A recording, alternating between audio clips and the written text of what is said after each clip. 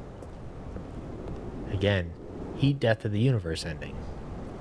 Well, I guess we wouldn't get that, right? Because long before Heat Death of the Universe, we would be consumed by the sun. Right? Before the sun goes supernova, it's going to go red giant.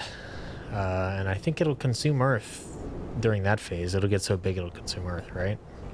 Or am I mistaken? I feel like I remember hearing that.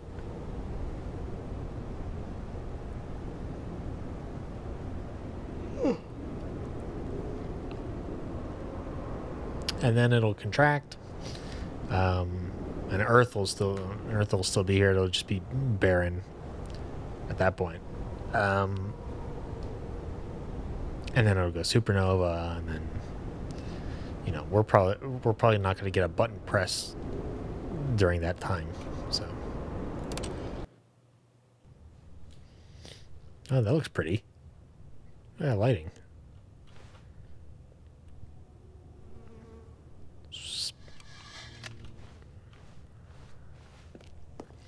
Hello? Hello?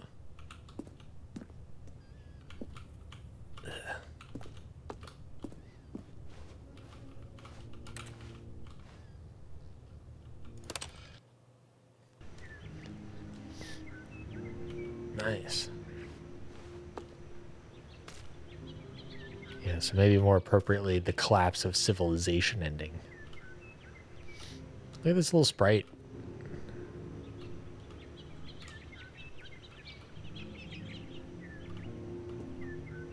That's funny.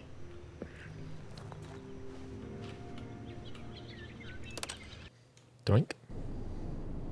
Oh no! My garden.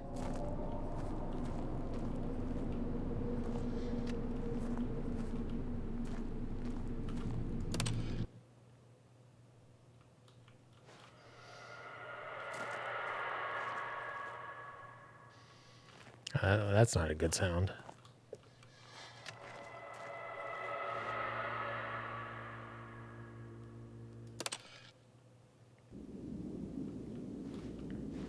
No!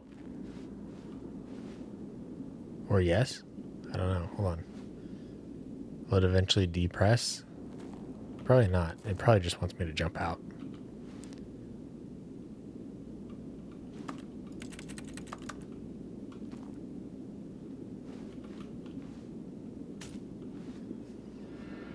Ooh.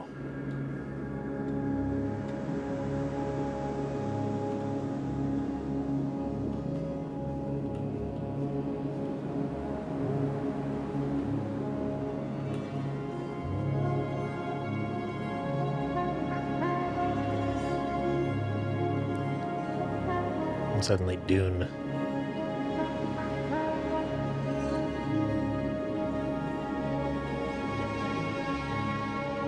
No, let me up. How dare you?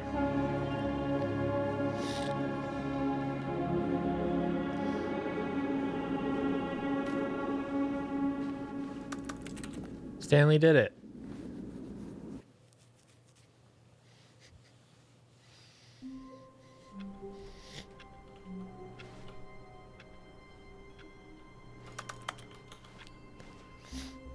All of his co-workers were gone.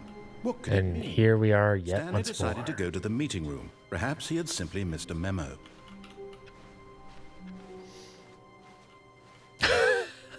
New content. All right. Oh, good. You notice my sign. Yes, I have something very exciting to show you.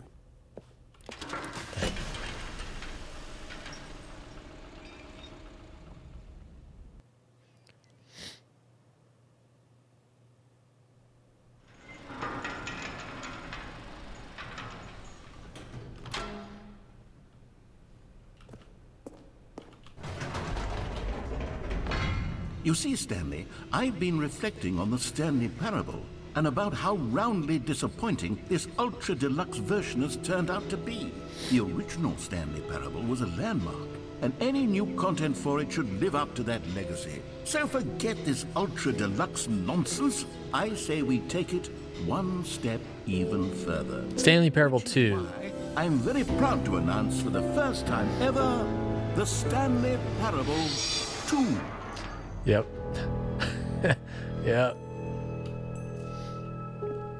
Yes, you see, isn't this far superior to a measly re-release with a few minor additions? Think of all the new territory we'll cover with a fully fledged sequel. An entirely new experience, built from the ground up.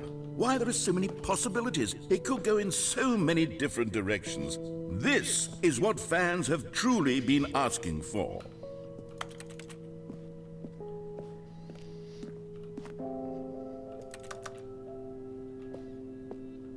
Investor Showcase.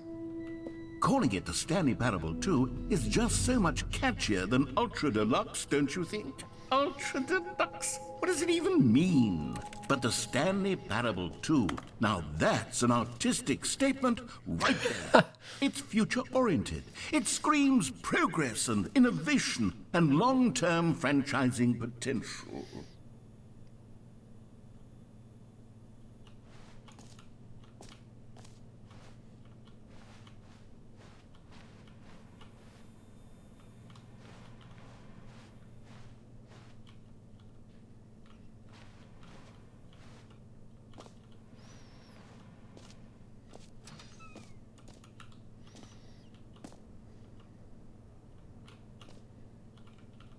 Can I read these?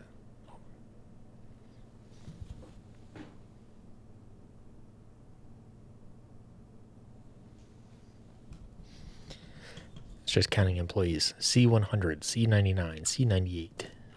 I'm guessing employees. I don't actually know, but it's counting. Time to wake up. Never underestimate coffee enjoyer. Never underestimate a coffee enjoyer who left their cup by a leather sofa that faces a blurry room.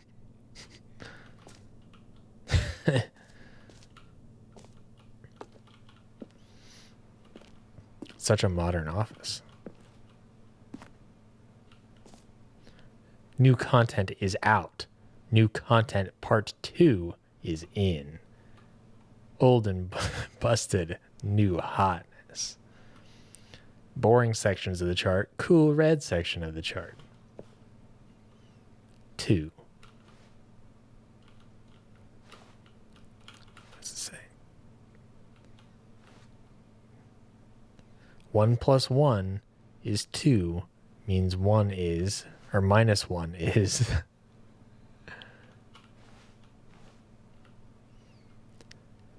Every pause button is a Roman numeral 2. Oh, big brain.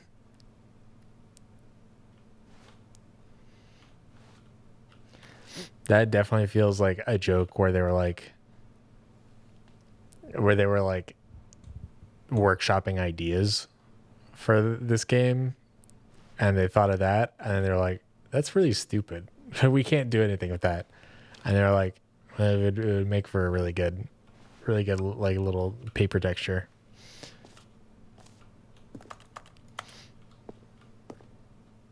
Yeah, that is kind of a nice carpet.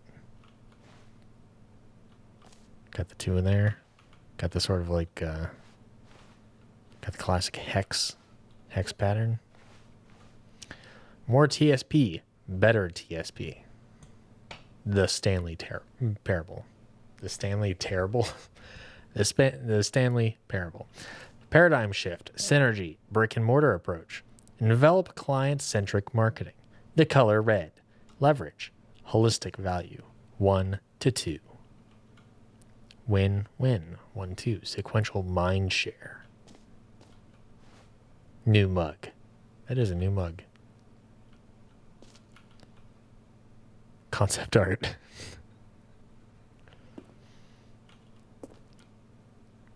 Stanley Parable 2 logo ideas.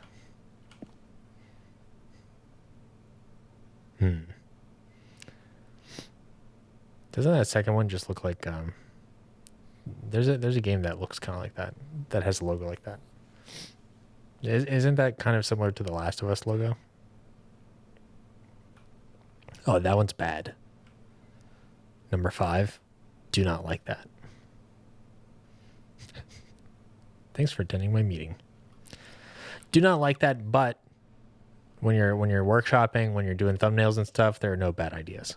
Bad ideas just reinforce how good the good ideas are.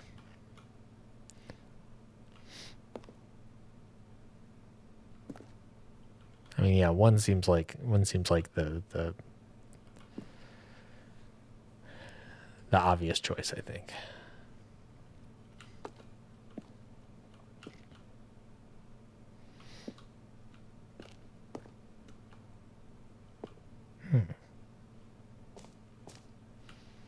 Brains are really hard to draw, by the way. I've always found them hard to draw. But everything's kind of tough for me to draw. Whoa, 2 Stanleys. What? Now, to be clear, I haven't quite nailed down what exactly the Stanley Parable 2 is going to be, but let's take a look at some of the features I've been developing for it. I figure that if I can loosely organize a handful of interesting concepts, that surely the game will sort of naturally spring up around them. It'll all work itself out. Game development is much more of a fuzzy magic than anything scientific or logical, really. Design, pitch, break, pitch, design. Number 2, chat. Love that. How do you draw the cool 2? Is there a cool 2? Who took the red marker? Me. Nice. 2 eyes, 2 ears, 2 nostrils, 2 arms, 2 legs. Stanley Tucci.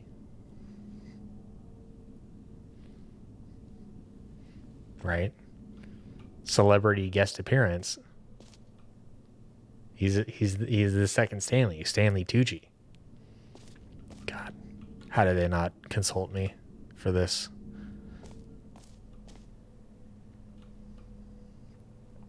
Real missed opportunity. Look at this reflection. The hell?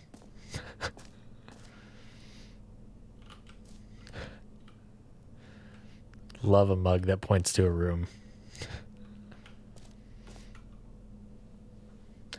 Of course, they got to put the crabs in. The whole internet's talking about crabs. Sequels are good. Portal 2, Half-Life 2, Batman Arkham Asylum 2, City, Divinity Original Sin 2, Doom 2, Aladdin 2, Return of Jafar, Dark Souls 2. Sequels are good. Everybody loves a sequel. Shrek 2. There's probably more. Don't talk to me before I've had my sequel. Oh, God. I literally trapped myself in there. That's like a soft lock. If you go right here. Okay. Well, it was a soft lock. The way I had worked my way in. Meeting at 2 p.m. Love that for them.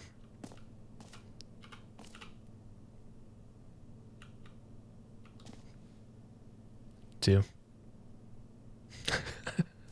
I like the parentheses too. In case we're confused. Oh, a raven.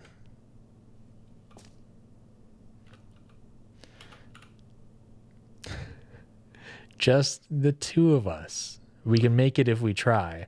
Just the two of us. Just the two of us. Just the two of us building castles in the sky. Just the two of us. You and I. Great song. I listened to that song a lot as a kid.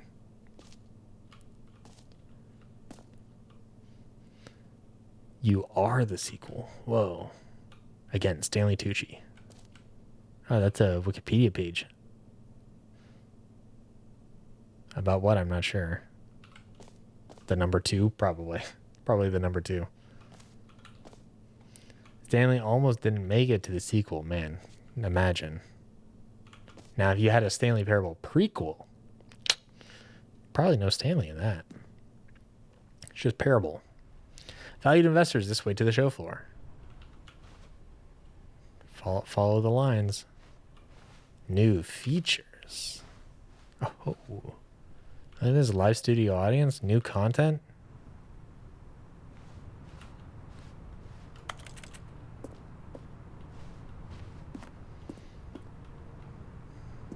Let's go. Expo Hall 2. Whoa. Now this is what I call Deluxe. Here we are. Go on, try out some of the new features. Okay. The reassurance bucket. Merch. Hell yeah. I saw the new content. Welcome to the showcase. New features, new content, new game. 2. Can't really read that. 2. This shirt is the best new feature. The end is never the end again. New content, part 2, the compendium. Honestly, I would buy this shirt. This white shirt. I'd probably buy that. It's not a bad idea. I also would not be surprised if they are actually selling some of that merch. Office decorations. The Stanley Parable reassurance bucket. The button that says the name of the player that is playing the game. All right, yeah, let's go this way then. This looks like E3 in that nobody is there because it doesn't exist anymore. Boom. Hear yours today. Everyone's got one. Name. Love to hear my name. What is this little 2? Enjoy the new features.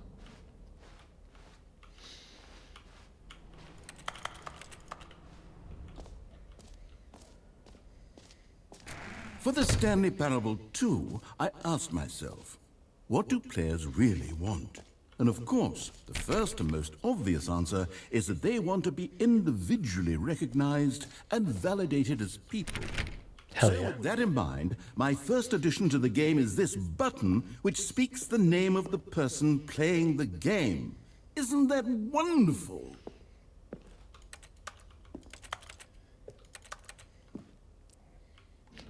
Those are accurate labels. All right, let's see what you got, game. Oh, that's not even plugged in. You're going to run your battery out on that.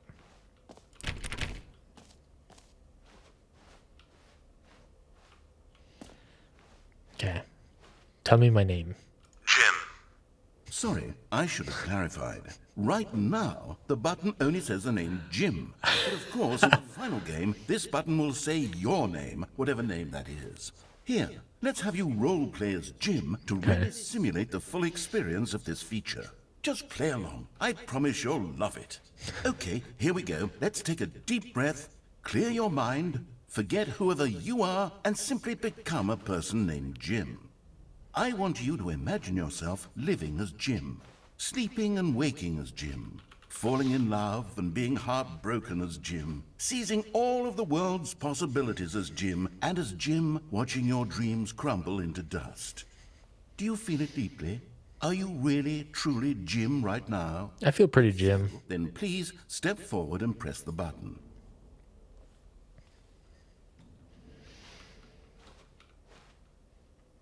Anybody playing this game whose name is actually Jim?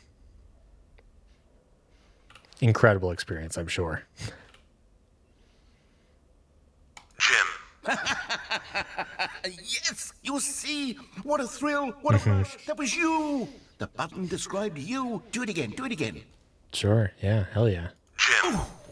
It hits even harder the second time. If this were the only new feature in the Stanley Parable 2, it would still be worth the money.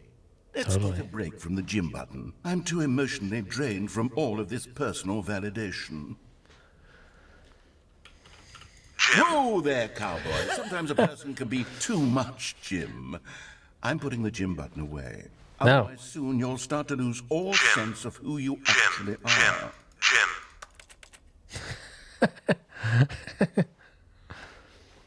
Bring back the gym button. I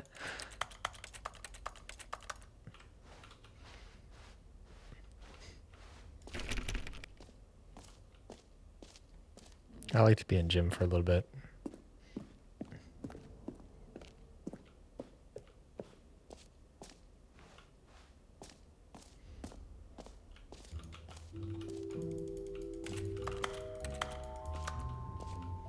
I suppose I could allow only people named Jim to play the Stanley Parable too. That would actually save me the work of finishing this feature.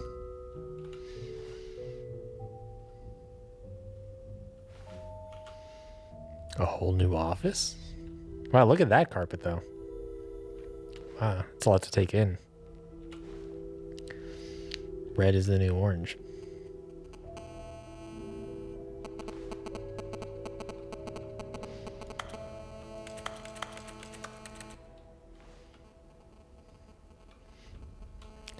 Haven't heard that sound in a while.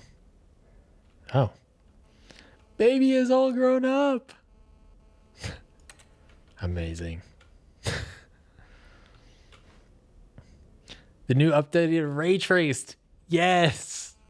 Hell yeah. I told you we needed ray traced fucking Stanley Parable. 100%. More of the same, but in a good way, sequel to the Stanley Parable. Stanley Parable would be a great ray trace game too. Because it's just you walk around and you look at things and that's it. Consistent quality with just the right amount of change. Schween shaders. Wow. New features, new content, new ideas. Jump circle. Love a jump circle. Infinite hole. That sounds pretty good too. And what's over here? Office decorations and infinite hole. Well, before I go through there, got this little back access kind of location. Epilogue. An epilogue would be fun, wouldn't it, Stanley? Yes, it will go at the end of the, well, we'll figure that out later. Fair. You know, you got to sketch out structure before you can come up with actual plot.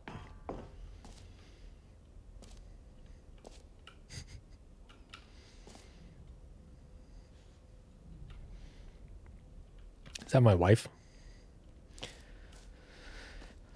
Free new and easy achievement. Get it here. I can't believe it's that simple. It just works. Infinite hole. It won't end. Well, I got to get that achievement. Settings world champion. Infinite hole. Free achievement. Well, let's go free achievement. I want to get that. Hell yeah. Hold on. Jump circle. You know what? Let's bring the jump circle back for Stanley Parable 2 as well. Hell yeah. Oh, wait. You already spent all your jumps the first time we saw the jump circle? Sorry. Oh, well. I suppose it can just be a nice decorative piece then. Oh man. I wanna jump.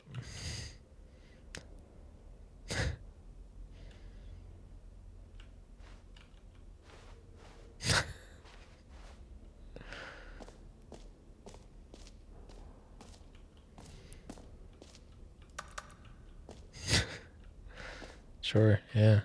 Let's get it. Sweaty gamers all coming this way. Get yours right now. Pull the lever, receive your new achievement. No more steps. It just works. Get yours right now. Hey, I remember Here's this. something special. You remember that broken test achievement that got left in the game on accident? Well, I'm developing a technology to simply give you the achievement. Yes. You see, you'll come to this lever, and when you pull it, the achievement will be given to you. It's as simple as that.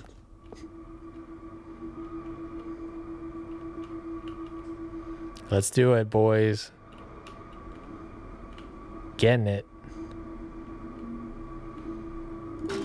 Okay. Okay, perhaps I should have clarified. This is technology that will exist. Right now, the achievement is still fully broken. I'm not a wizard, Stanley, but I guarantee it will be fixed in the sequel. To Patch. satisfy the Day one patch. ravenous fans all over the world who have been uproariously demanding this feature. Gamers, we hear you, and I promise it will happen.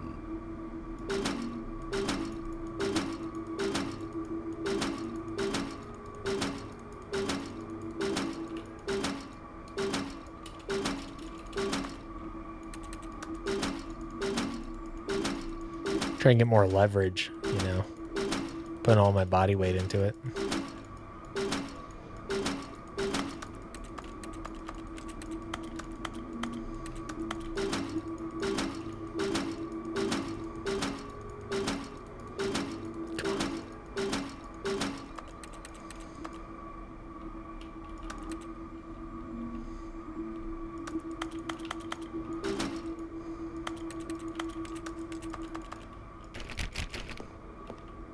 Damn.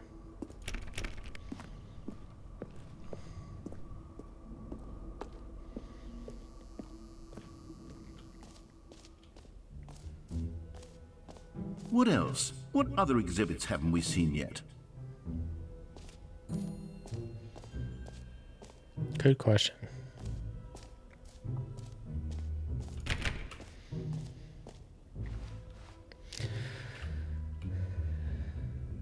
I'm here. Nice. Let's go settings world champion. That sounds great.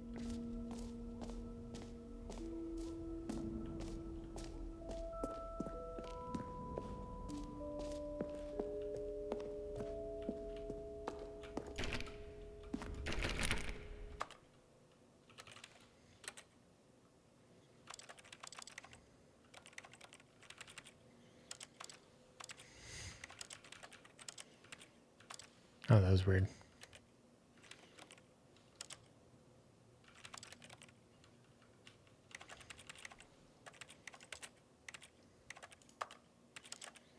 You never know with this game. There could be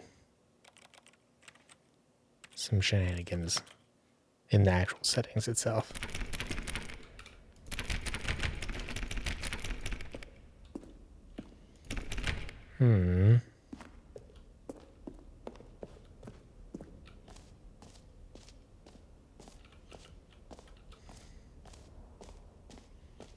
Oh, this is epilogue, right? Yeah.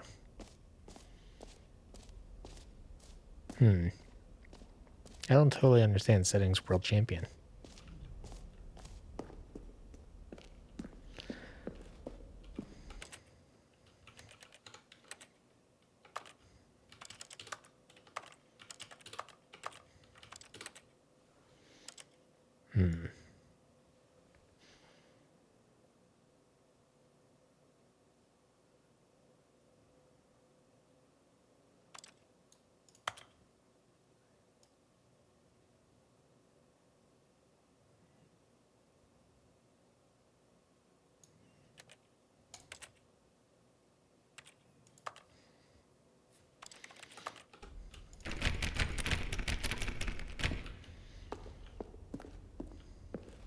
All right.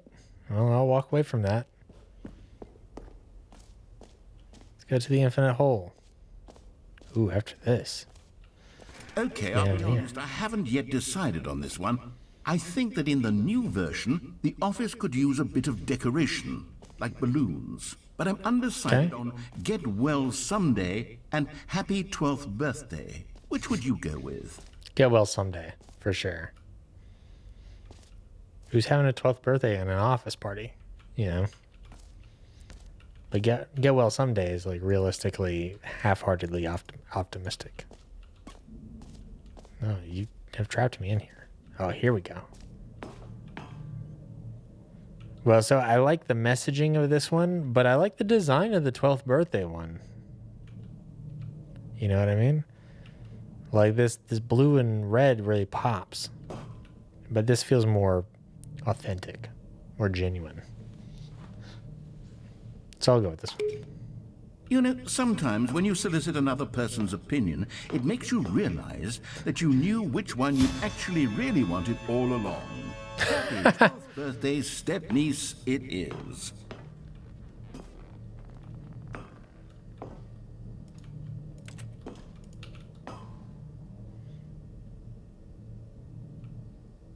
I know that feeling. Sometimes I do that with food. Or actually, maybe I should have gone with... No. No, I've made my decision. We're moving on.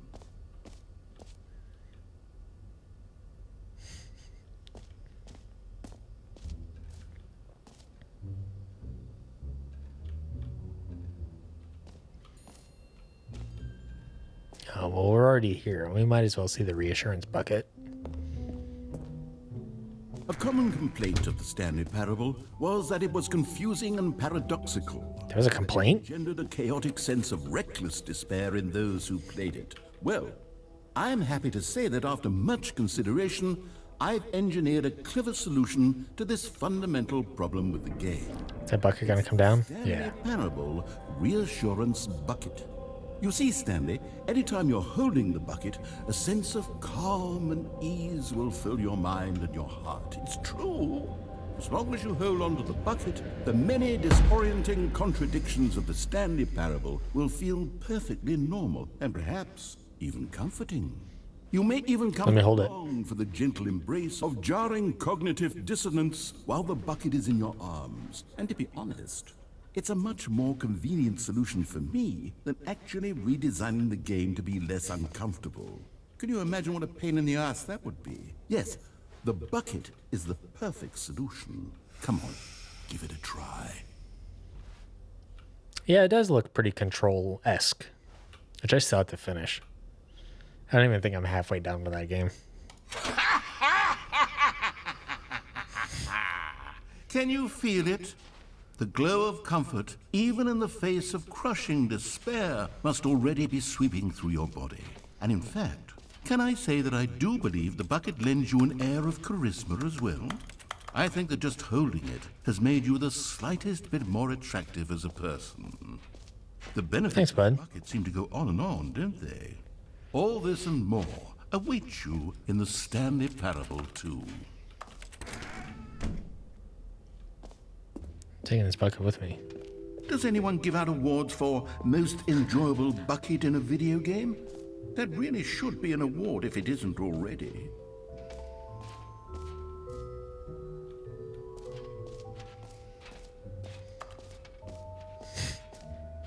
Should have gone here first. I could have been carrying this bucket this whole time.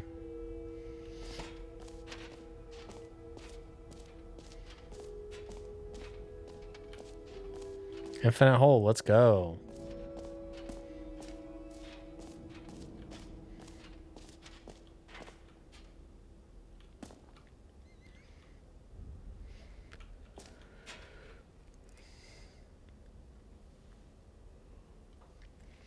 The holy moly, how deep can we dig?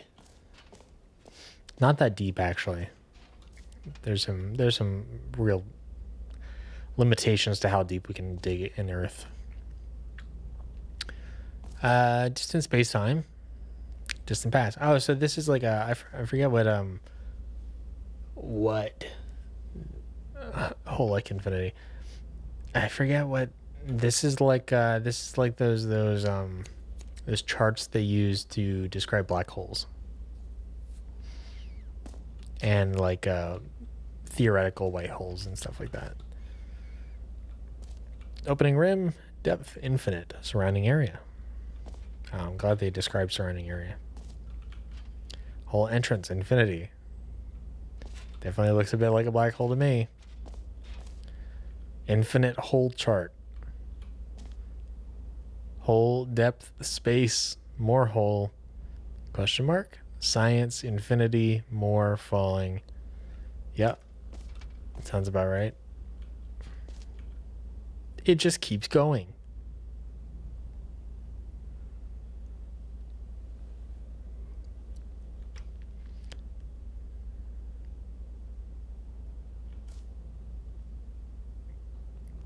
Huh. Stanley, here's an idea that I'm truly fond of. It's never been done before in a video game. This is, in fact, A hole that you can fall down forever. That's right. Infinite falling. You can fall until the end of time, if you like. A stunning leap forward for video games as a medium.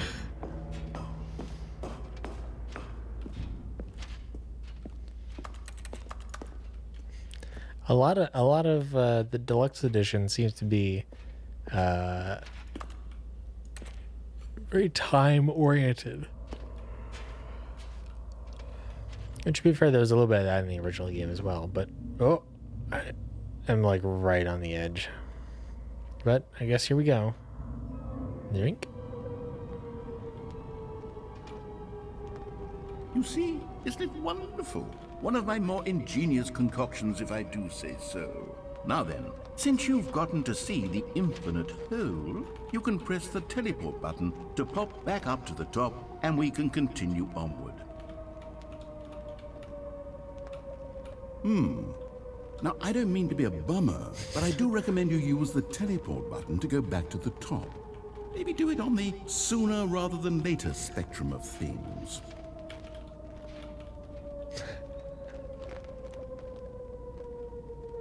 Okay, Stanley, I don't know quite how to say this tactfully, but it's possible that I slightly exaggerated the infinite nature of the hole. Is it a very, very deep hole? To be certain it is. It's an extremely deep hole. I don't want anyone to say that it isn't an astonishingly deep hole. It is. Is it infinite? Well, that sort of depends on your definition of infinity. From one perspective, the infinite is merely philosophical in nature. It's more of a... Okay, well, good for you. You found the bottom of the hole. You found me out, Stanley. I'm a liar and a cheat, and you're so clever. Look, I think the issue here is just that you're unusually fascinated by falling. What normal person actually wants to fall infinitely? I figured the hole was as deep as anyone would actually need. Don't you put this on me. Maybe you're the problem. Look, things got a little heated there. I think we both said some things we didn't mean. Why don't we just put all this behind us and agree to just call the hole mostly infinite? If that works for you, then go ahead and press the teleport button to warp up to the top of the hole and we can move on. I'll just be up here when you're ready. I don't know that I would say mostly infinite, because there's no such thing as mostly infinite. That's, you know, if we're talking semantics here, you go up to mostly infinite. I mean, you could go past infinite, but you can't do mostly infinite. Because once you get up to mostly infinite, it goes on infinitely after that, which makes mostly infinite barely infinite.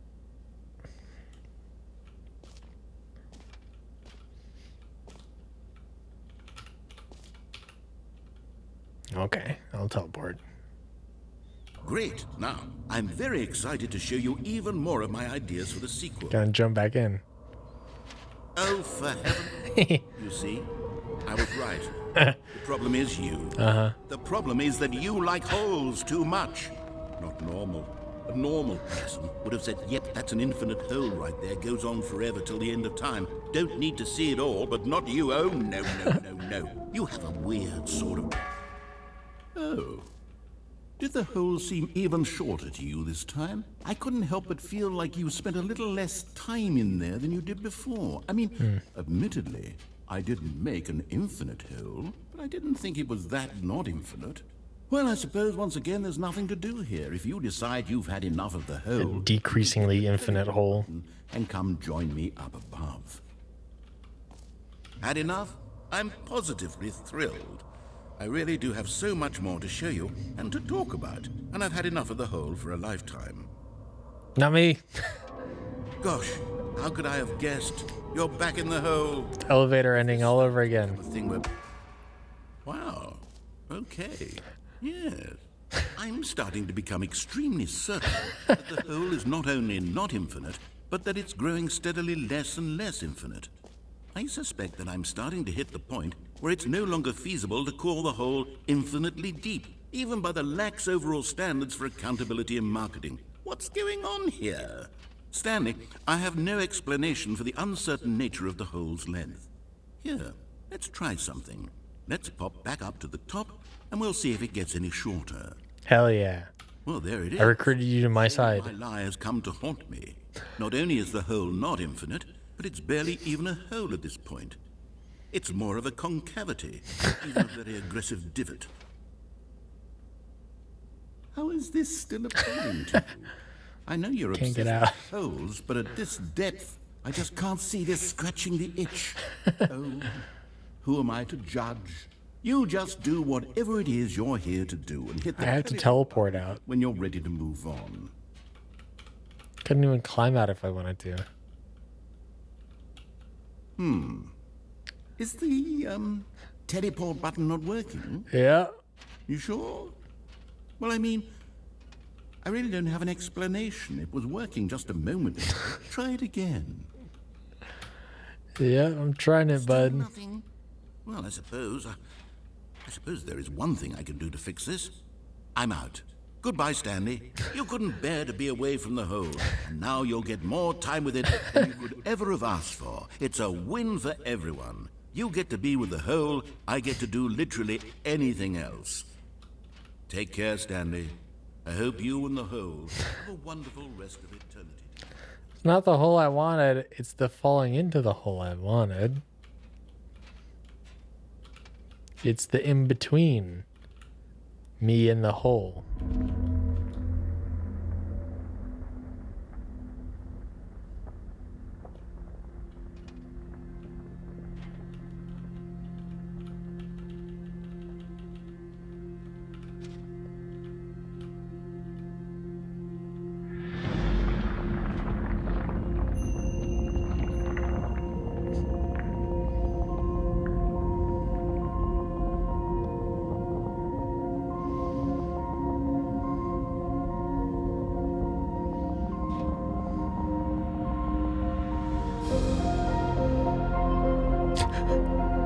So dramatic.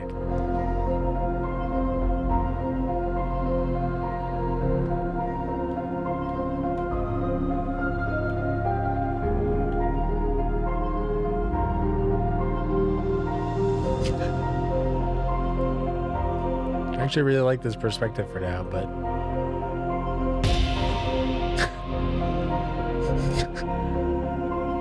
I can't actually move now.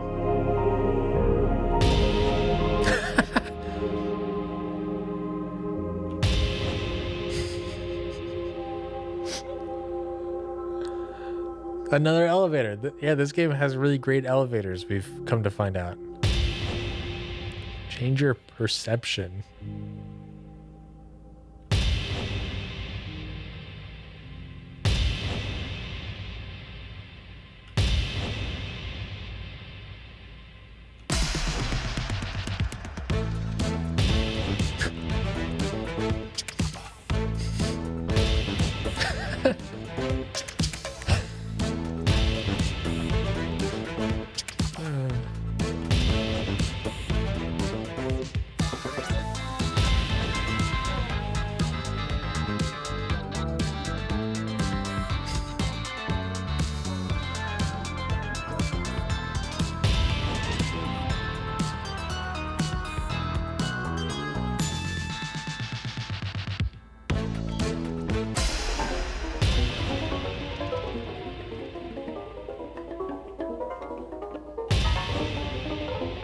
The whole slaps, absolutely.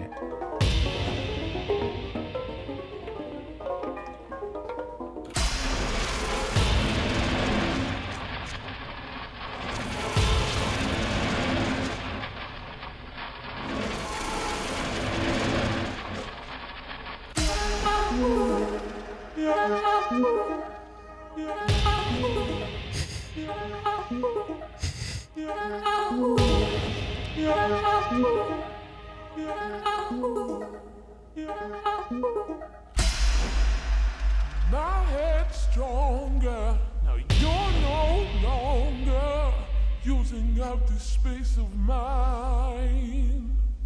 My head's stronger. Now you're Really got some wobble on that, huh? longer using up this space of mine. My head's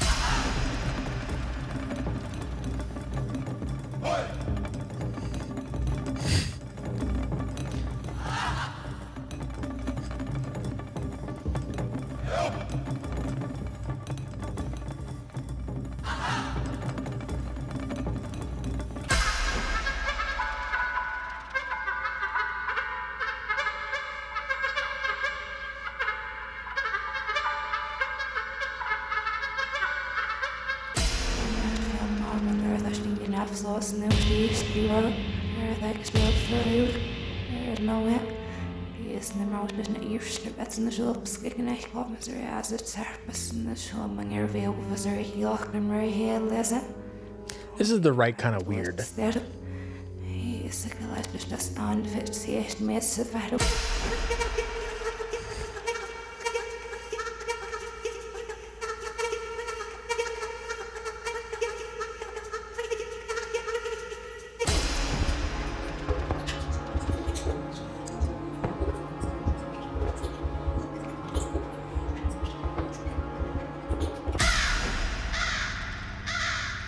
How many little music clips do they have?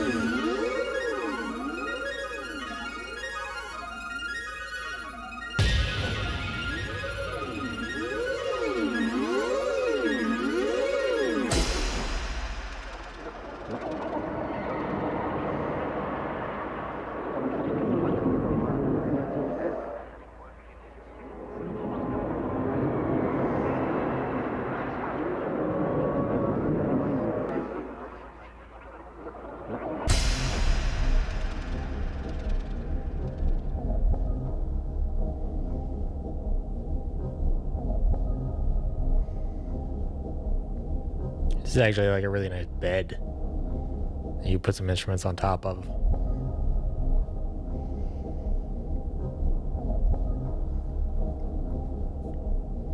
Like I could see this going with like some like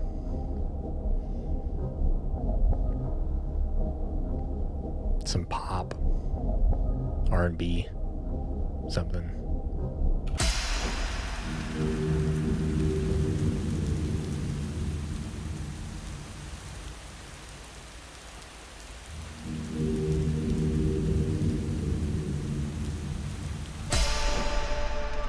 We've gotten through so many at this point that if it started looping back around to the beginning, I'm not sure I'd even be able to recognize that we were at the beginning again.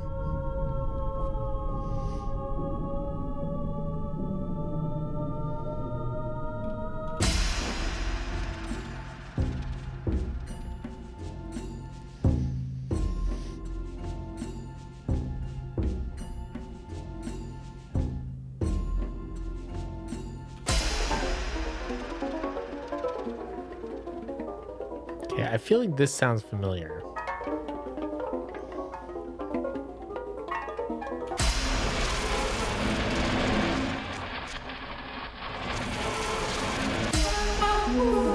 Okay, this we've definitely heard before.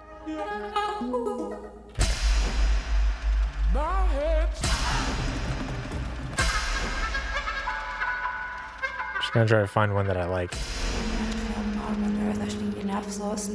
Yeah, this seems fucked up. Let's go. Change my reality. What?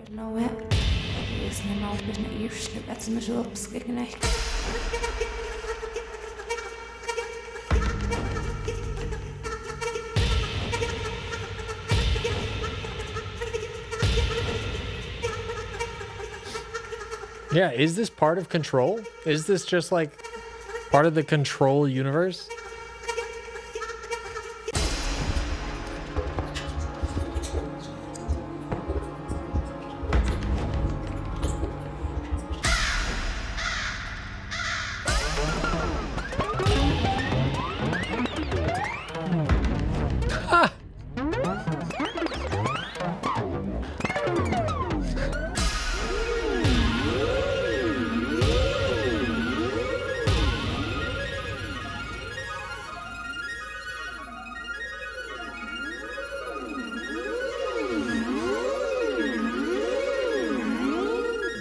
This game is ridiculous.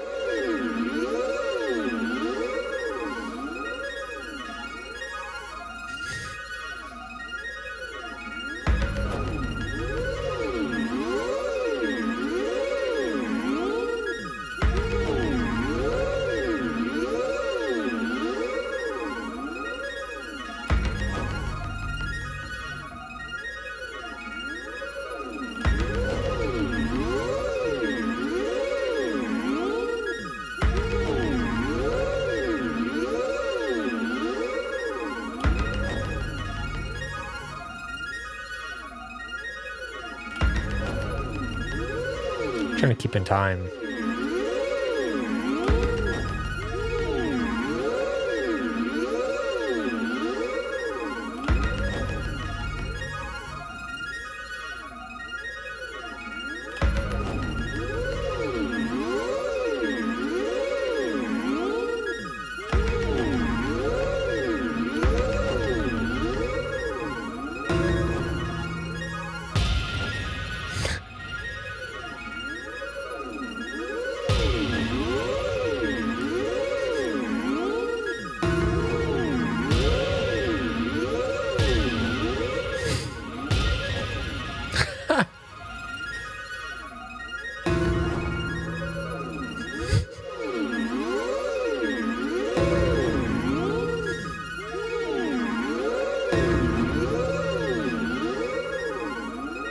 Stanley?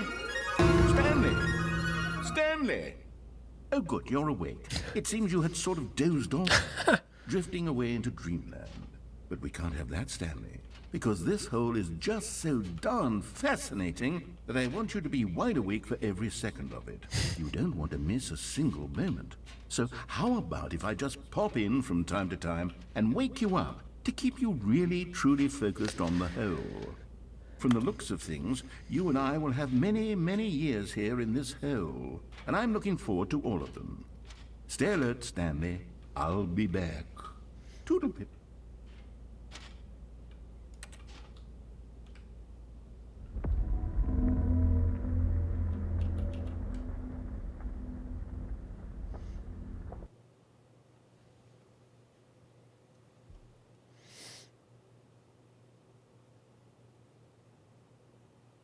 Oh, that's nice. Here we are. Go on. Try out some of the new features. So instead of fully resetting you back in the office, it just resets you right here. That's a good quality of life thing, because that's definitely something I was thinking about. Like, I'm gonna have to like go through the whole process and make my way up here. You heard Jim in the game. It's a little different. Let's see if pressing the button does anything more now. Ah, it's still gone. Damn. Give me the gym button.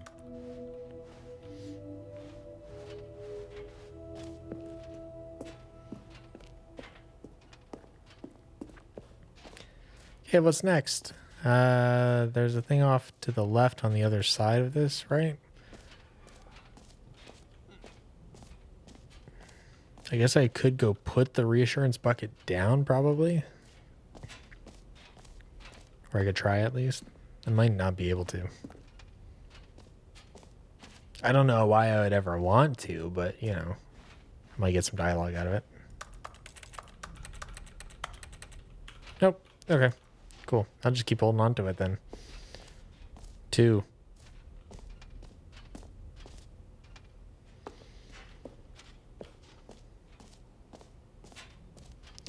Taste the sequel. I don't think I want to. Collectibles. Okay, so I haven't done collectibles yet.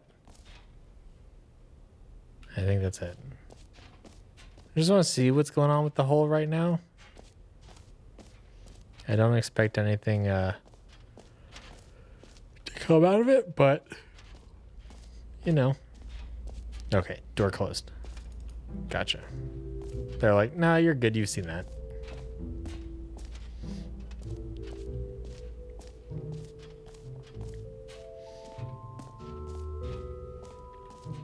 God. What if they gave Stanley a skateboard so I could get around here faster? They've established in canon that he skateboards.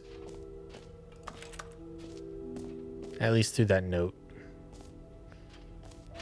It seemed like he skateboarded. Probably no advancement here. But, you know, I'm going to check it out before I go to collectibles.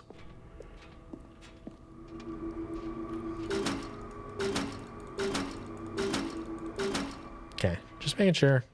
You never know. With this game especially, you never know. God, I would love to have a little skateboard. Have him zipping around. Okay, I haven't gone over there, and I haven't gone up there. So I'll go over here first, because I don't think there's really anything here. Oh, there's an exit. Nice. Good to know. Now let's go up here. Collect them all. Oh. Collectibles. Now it's a real video game. In the Stanley Parable 2, you'll run around gathering up these miniature Stanley figurines. And what's truly innovative is that there will be no reward for collecting all of them. I don't want to stifle the intrinsic joy of watching a number go up. You simply collect all of them, and then you move the hell on with your unremarkable life.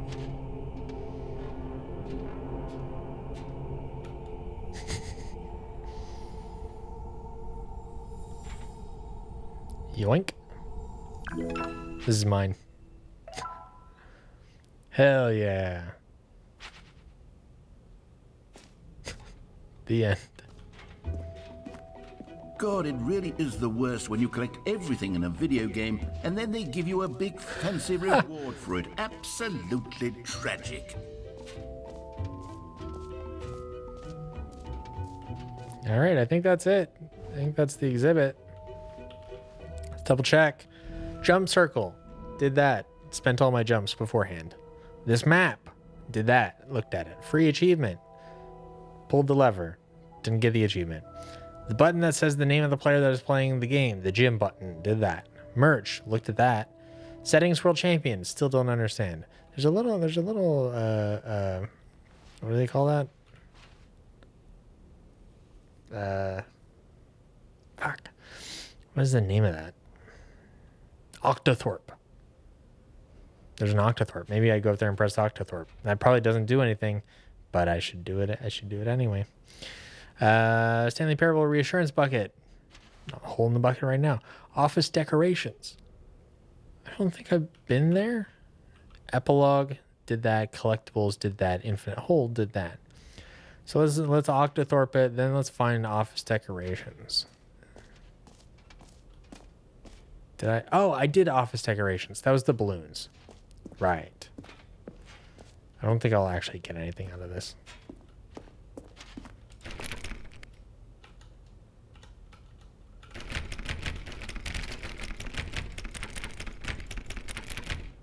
I still don't understand this.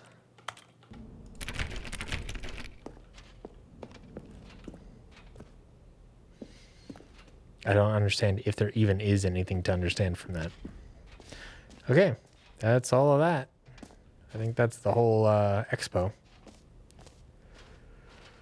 To the exit.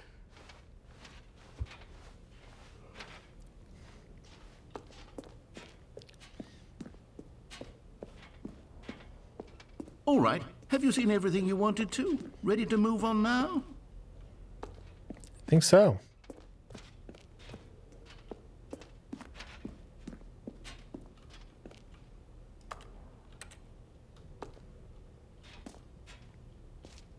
This is very Control-esque.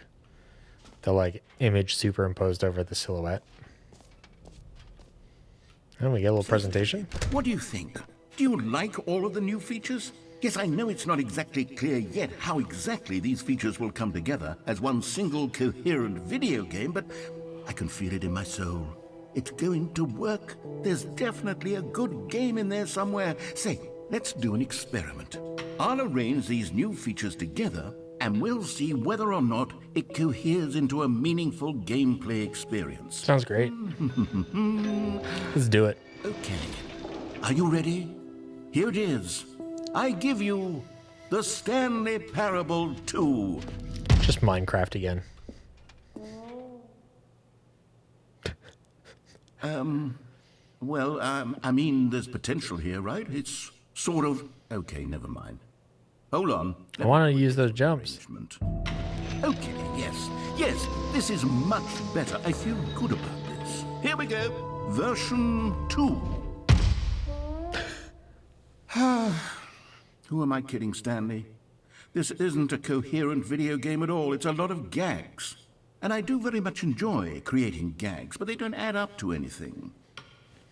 I wanted more than anything to create a sequel that would capture all the magic of the first game. I wanted fans to love it. No matter how good these gags are, they won't stand on their own. They would need the structure and the gameplay of the original. Wait, maybe that's it. I can take the original Stanley Parable and simply, well, insert a few of my new features into it. Tastefully, of course. With respect. With care for the vision and integrity of the original game. Would it possibly work? I suppose it could. But it would need a really, really tremendous title screen. A title screen that says with bold and uncompromising conviction, "This is the Stanley Parable 2. Let me see if I can whip something up. All right, perfect. Go ahead. Take a look.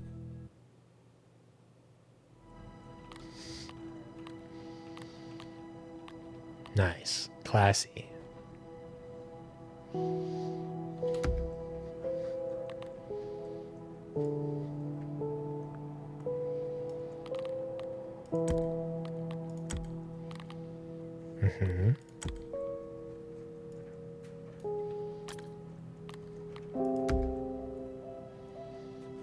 Crows.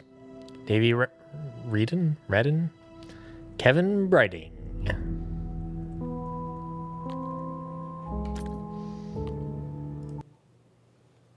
I'll have to call it here in just a few minutes, but... This is the story of a man named Stanley. Stanley worked for a company in a big building where he was employee number 427. Got all those balloons in there. Hell yeah. Job was simple. He sat at his desk in room 427 and he pushed buttons on a keyboard. Orders came to him through a monitor on his desk, telling him what buttons to push, how long to push them, and in what order.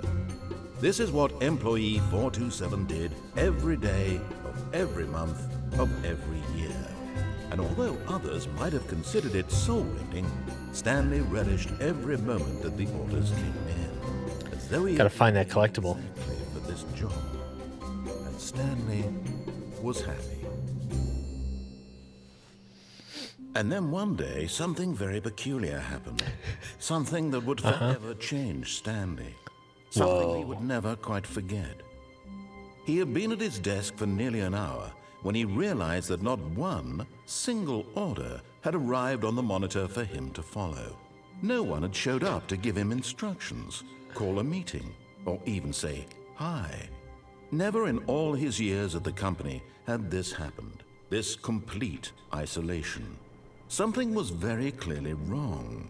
Shocked, frozen solid, Stanley found himself unable to move for the longest time.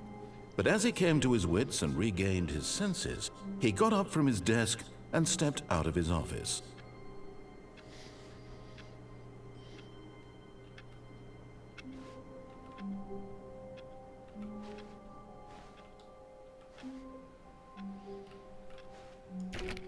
All of his co-workers were gone.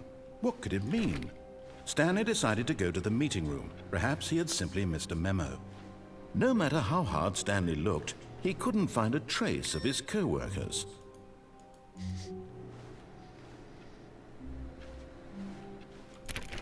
Oh, please.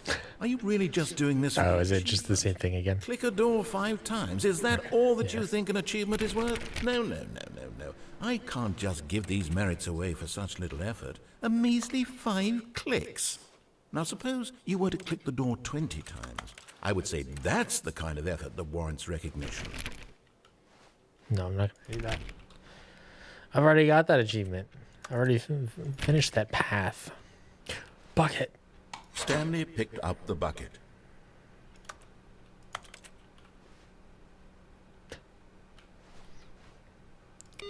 Beep.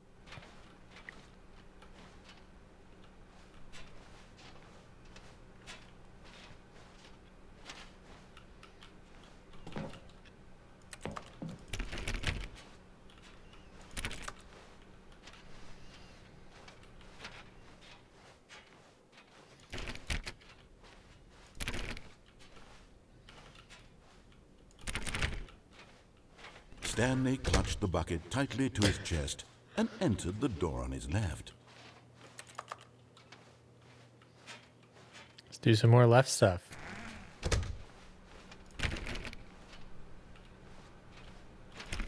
I haven't even seen the right path since I started playing. Whoa.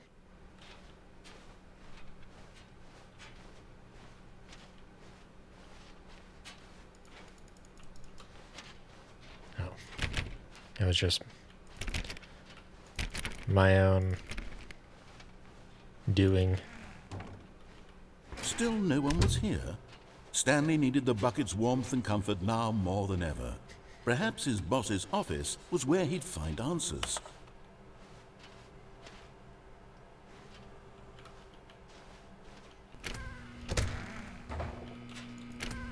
Oh, Stanley, can you feel it? See, now I'm not alone. It wants the bucket. You can feel that, can't you? The aura of jealousy? It's as clear as day. This broom closet believes it deserves the bucket. I can really feel it now.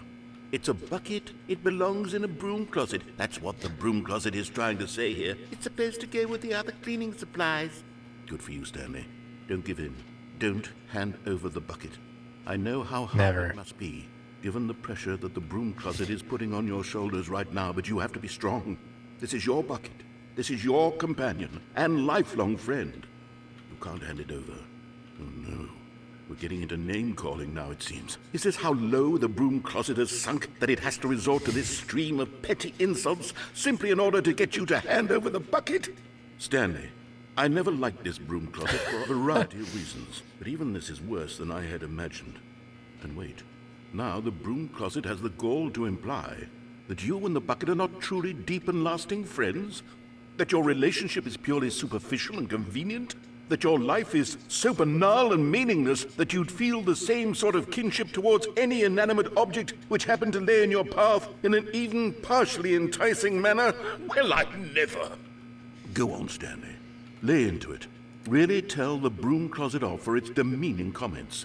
Expand on the wide variety of experiences you and the bucket have shared together. Go through each of them point by point. Share your journal entries detailing the rich emotional landscape of your feelings for the bucket as they have changed and evolved over the years. Let him have it.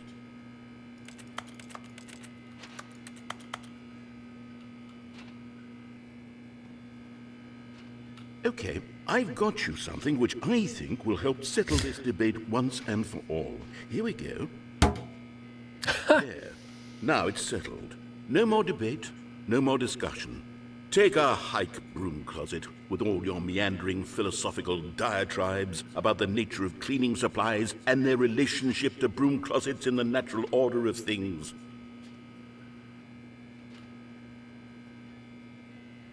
That bloom. All right, I've got a second sticker back here, and I'm going to slap it on as well because I think it's appropriate. You see? I feel that it works because the sticker is also a bucket. That way, if you're ever unsure whether the thing you're holding is a bucket or not, you can look down at this sticker and say to yourself, ah, it's a bucket. There really is a wide variety of applications for this sticker.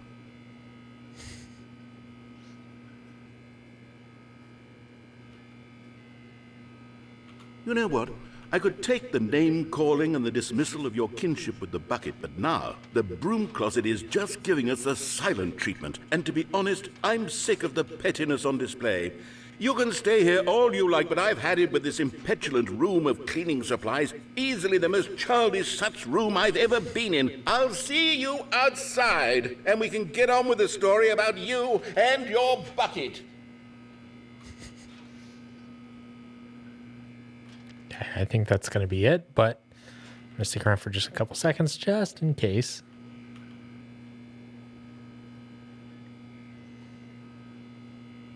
It's a good looking bucket. The handle doesn't really flap though. You would think it would.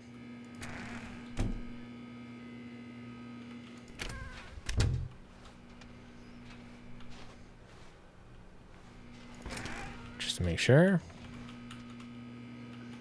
Yeah. Coming to a staircase, Stanley and the bucket walked upstairs to the boss's office. Sure. Is he just going to append Bucket to everything? It's all the same story except with Bucket?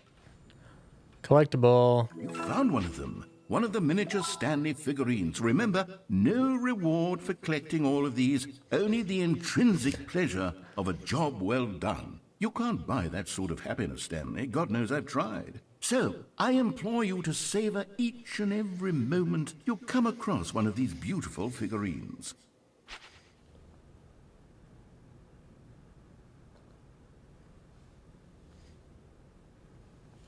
Never give up.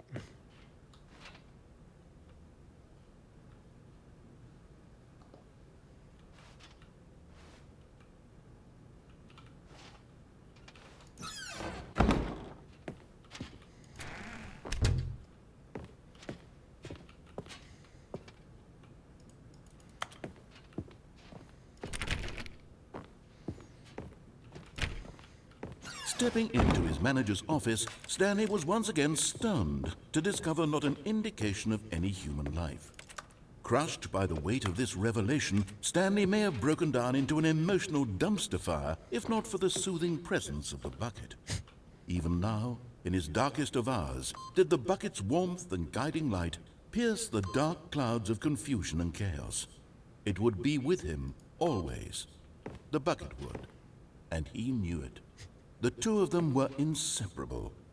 At this point, Stanley was so absorbed in the tender spiritual connection he shared with the bucket that he didn't notice the keypad behind the boss's desk.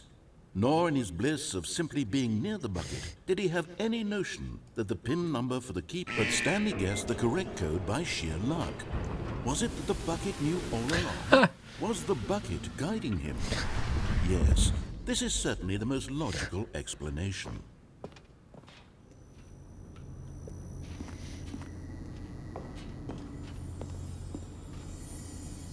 Another miniature Stanley figurine. This, there really must be a snappier name for these things. What about mini-stands? Stanley figs? Or what about Stanlerines? Yes, I think I like that. Another Stanlerine under your belt.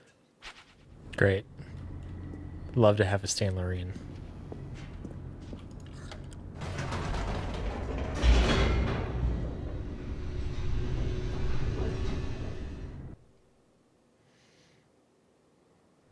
The elevator raced downward, plummeting towards an unknown fate. It would be all Stanley could do to keep himself together, if not for the bucket. Soothing him, comforting him, reassuring that in this darkest moment of uncertainty, he would be all right. The bucket is here for you, Stanley. Everything will be fine. Pardon me, wants to do the elevator bit again. But I think I'll go a different path this time. Stanley and the bucket walked straight ahead through the large door that read, Mind Control Facility.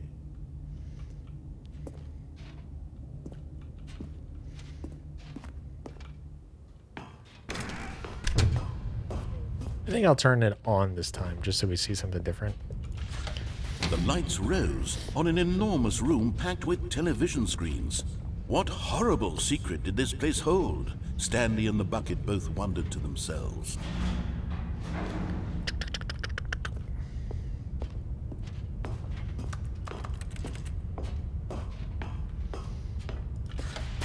The monitors jumped to life, and Stanley nearly dropped the bucket in shock. Everyone in the office was being videotaped, monitored like guinea pigs. The bucket had never seen anything like this, and it very nearly burst into tears as Stanley cradled it gently, reassuring it. What the hell is going on that one? Fine. 234.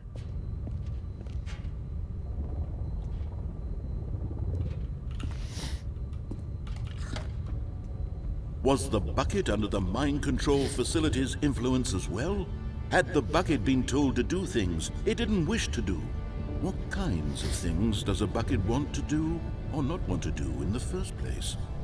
These questions raced furiously in Stanley's feeble mind. Okay, I'm going to wait for it to go back through. And give it a moment. I want to rise up so I can see what the hell is going on that monitor.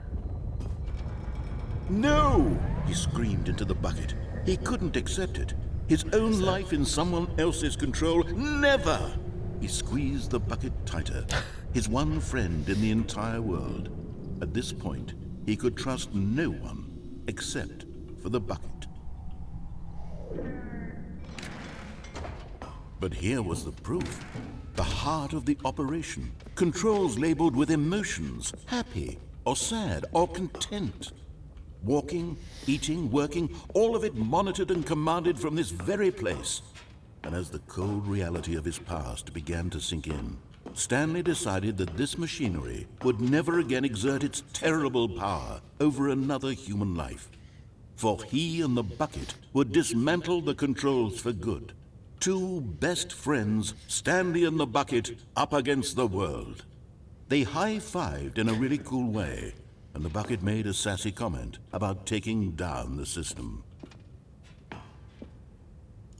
But at the last second, the bucket jumped in and pressed the button to turn on the controls. Stanley gasped in horror.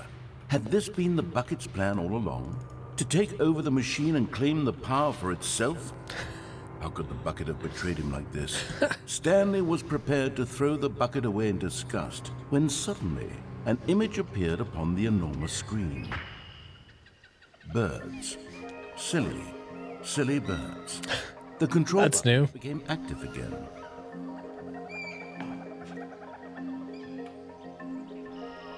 Oh, well, these birds are definitely sillier than these birds, so. Stanley flipped through one video of silly birds after another, and then it dawned on him. This wasn't a mind control facility at all.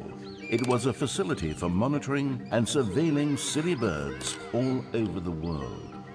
The mind controls were only a facade to disguise its true intentions. Had the bucket known this all along?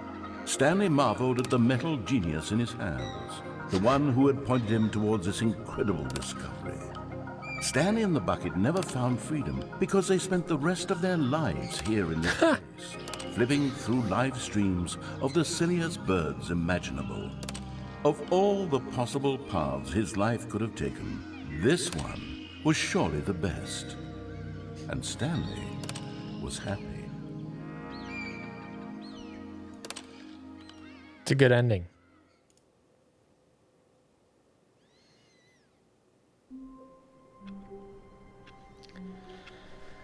I was about to leave, but then this is all different.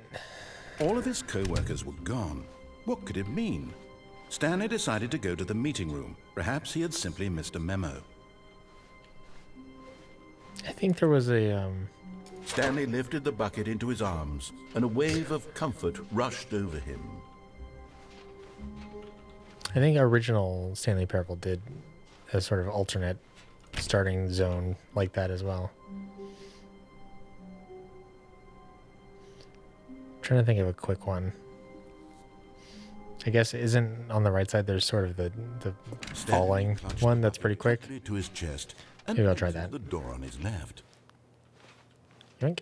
This was not the correct way to the meeting room, but Stanley had felt the bucket calling to him, telling him that the employee lounge was simply the place to be.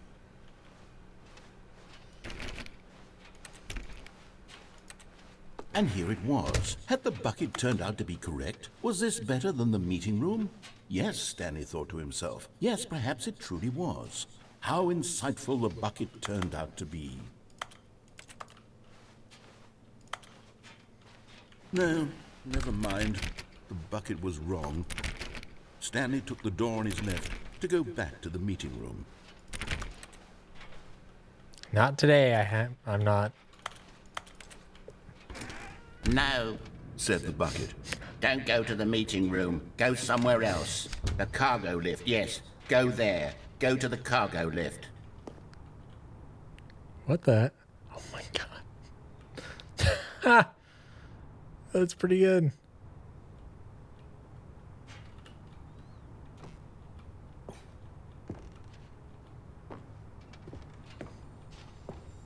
Okay, I'm going back to the name of these little Stanley figurines, and now I'm torn between Stanlerines and What do you think, Stanley? What I like name Stanlerines. encapsulates the intrinsic sense of happiness that you get from seeing a small number in the corner of your screen go up by 1. Let me sit on it. I'm sure it will come to me.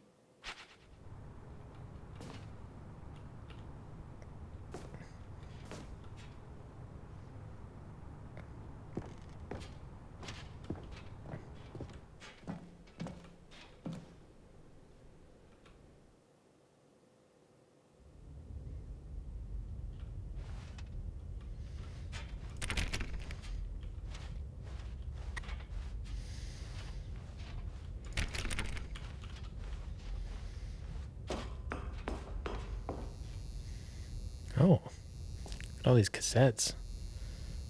Narrator dialogue. All of them are narrator dialogues.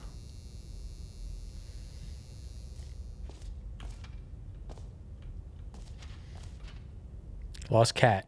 There is a reward. Gene.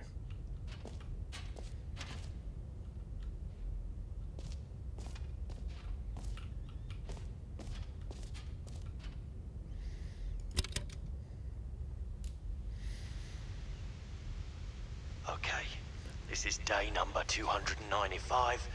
Tape number... I don't even know. I've lost track. Nothing feels real anymore. The longer I study this bucket, the less sense anything makes. Is this Stanley? The sheer euphoria I feel every time I pick it up. No matter how many times I've done it, it's always the same feeling. And the emptiness in my chest when I set it down. It doesn't make sense. There's no explanation for it. I still haven't figured out why I see the world so differently when this bucket is in my arms. Why everything feels so... What do I do with this treasure? I can monetize it. Yes. It's unthinkable the amounts of money people will pay for even just an hour with the bucket. This is my golden ticket.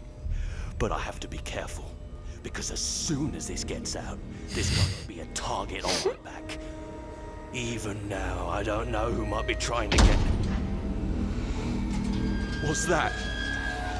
Who's there?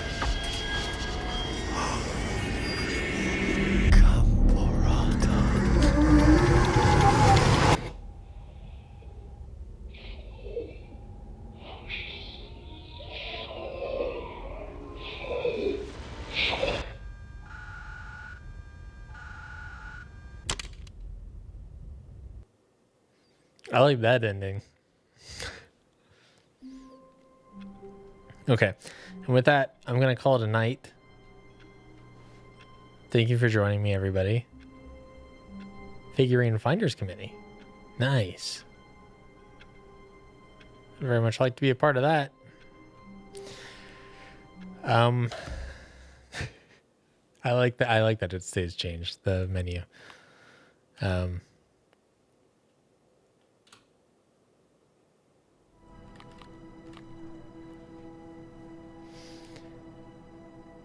Yeah, this has been fun. I'll definitely continue playing this on stream.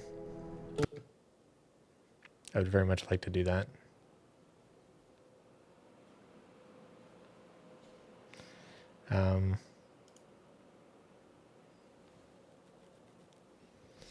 Yeah. Emergent Beacon update. Episode's still coming together. It's not finished yet, but you know, hopefully it gets there. Oh, you know, I could give you this.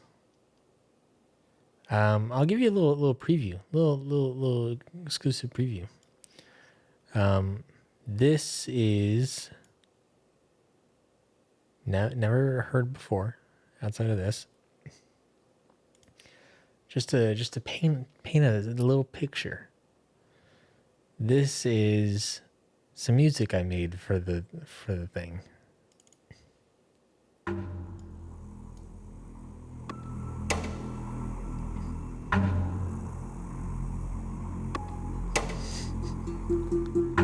So, you know, kind of the vibe we're going for.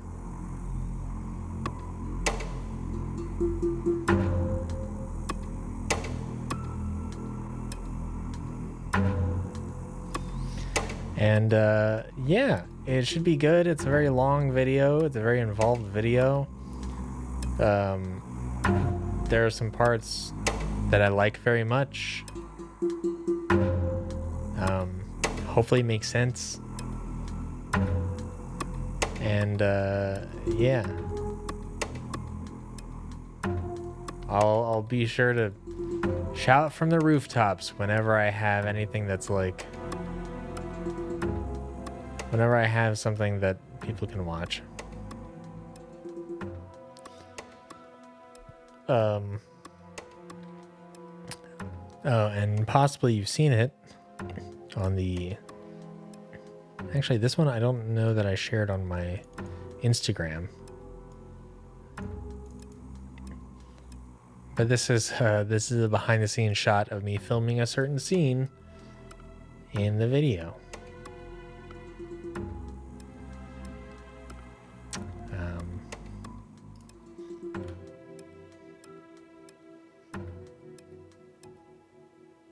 And yeah, it should be good.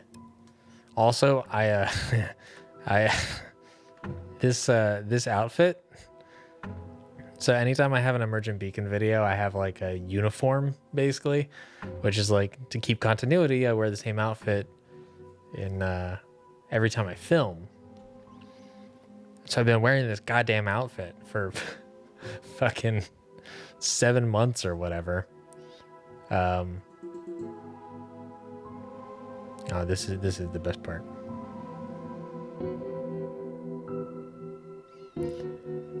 So I'm really excited to stop wearing this outfit, especially since this has like jeans. This has pants that I don't really fit into very well.